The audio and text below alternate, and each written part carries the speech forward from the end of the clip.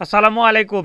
Degree প্রথম বর্ষ পরীক্ষার্থী বন্ধুগণ, আগামী 17 তারিখ তোমাদের যাদের রাষ্ট্রবিজ্ঞান প্রথম পত্রের পরীক্ষা অনুষ্ঠিত হবে, ইনশাল্লাহ এই ভিডিওতে রাষ্ট্রবিজ্ঞান প্রথম পত্রের শর্টকাট ফাইনাল প্রিমিয়াম সাজেশনে আলোচনা করব। অর্থাৎ এই সাজেশনটি তোমরা যদি কমপ্লিট করো তোমাদের পরীক্ষায় 80 থেকে 90% প্রশ্ন কমন আসবে। তো তোমাদের রাষ্ট্রবিজ্ঞান প্রথম পত্রের পরীক্ষা কবে অনুষ্ঠিত হচ্ছে, তোমাদের পরীক্ষার রুটিন অনুযায়ী আমরা প্রথমেই সেই রুটিনটি একটু দেখে নেব। তো এটি হচ্ছে তোমাদের পরীক্ষার রুটিন।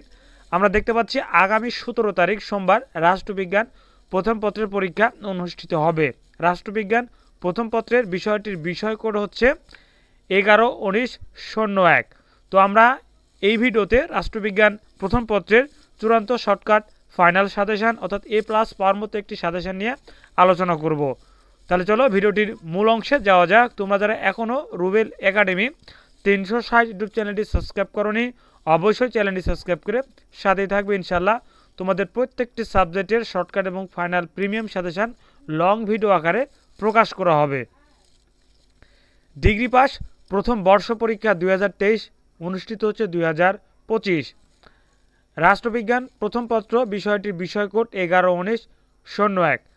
বিষয়টির বিষয় হচ্ছে রাজনৈতিক তত্ত্ব। এটি হচ্ছে সর্বশেষ এবং চূড়ান্ত সাজেশন। তো আমরা প্রথমে আলোচনা করব ক বিভাগ অতি সংক্ষিপ্ত প্রশ্নবলী। তোমরা যারা এখনও রুবেল একাডেমি 360 ইউটিউব চ্যানেলটি সাবস্ক্রাইব করনি, অবশ্যই চ্যানেলটি সাবস্ক্রাইব করে সাথেই থাকবে। আমরা প্রথমে শুরু করব ক বিভাগের অতি সংক্ষিপ্ত প্রশ্নবলী দিয়ে, এরপরে আলোচনা করব খ বিভাগ সংক্ষিপ্ত প্রশ্নবলী এবং আলোচনা করব গ বিভাগ রচনামূলক প্রশ্নবলী। তো তোমরা অবশ্যই চ্যানেলটি সাবস্ক্রাইব করে সাথে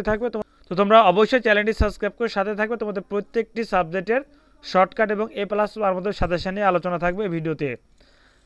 1 নাম্বার রাষ্ট্রবিজ্ঞানের জনকে উত্তরও দিয়েছি, কোন প্রশ্ন কোন অধ্যায় সেই বিষয়টি উল্লেখ করে দিয়েছি, তোমরা সহজে প্রশ্নগুলো খুঁজে বের করে পড়তে পারবে। 2 নাম্বার পলিস শব্দের অর্থ কী, এরপরে 3 number political science begins and ends with the state উক্তিটি কার, এরপরে 4 নাম্বার হবস লক্স ও রুশো কোন যুগের দার্শনিক, এরপর 5 নাম্বার ক্ষমতার স্বতন্ত্রীকরণ মতবাদের প্রবক্তা কে, 6 নাম্বার রাষ্ট্র শব্দটিকে প্রথম ব্যবহার করে, 7 নাম্বার রাষ্ট্রের সবচেয়ে গুরুত্বপূর্ণ উপাদান কোনটি, এরপরে 8 নাম্বার রাষ্ট্রের উপাদান কয়টি ও কী কী, 9 নাম্বার সরকারের অঙ্গ কয়টি, সংসদীয় ব্যবস্থায় সরকার প্রধান কে, 11 নাম্বার সরকারের চতুর্থ অঙ্গ কোনটি, এরপরে 4 নাম্বার রাষ্ট্রের উৎপত্তি সংক্রান্ত দুটি মতবাদ লেখো, 13 নাম্বার রাষ্ট্রের উৎপত্তি সংক্রান্ত সঠিক মতবাদ কোনটি, 14 নাম্বার